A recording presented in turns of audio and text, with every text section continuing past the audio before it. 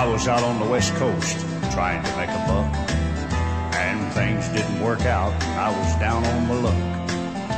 I got tired of roaming and bumming around, so I started thumbing back east toward my hometown.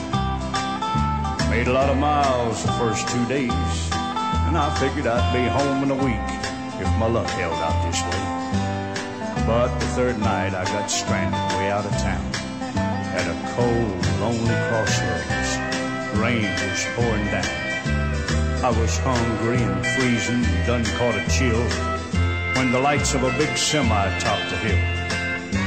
Lord, I sure was glad to hear them air brakes come on, and I climbed in that cab where I knew it'd be warm.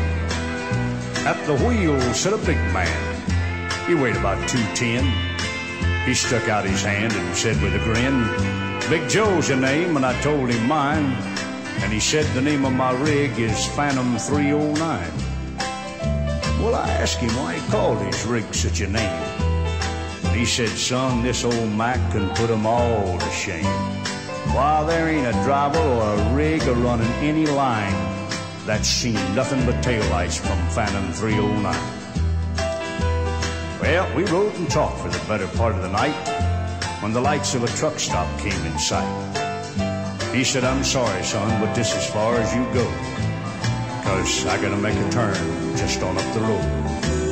Well, he tossed me a dime as he pulled her in low and said, "Have yourself a hot cup on old Big Joe." When Joe and his rig roared out into the night, in nothing flat, he was clean out of sight. Well, I went inside and ordered me a cup, told the waiter Big Joe was setting me up. Ooh, you could have heard a pin drop. It got deathly quiet, and the waiter's face turned kind of white. "Well, did I say something wrong?" I said with a halfway grin. And he said, "No, this happens every now and then. Why, I have a driver in your nose, Big Joe. But son, let me tell you what happened about 10 years ago. At the crossroads tonight where you flagged him down, there was a busload of kids a-coming from town. And they were right in the middle when Big Joe topped the hill. And it could have been slaughter, but he turned his wheels. Well, Joe lost control, went into a skid, and gave his life to save that bunch of kids. And there at that crossroads was the end of the line for Big Joe and Phantom 309. But every now and then some hiker will come by, and like you, Big Joe will give him a ride. Here, have another cup and forget about the dime.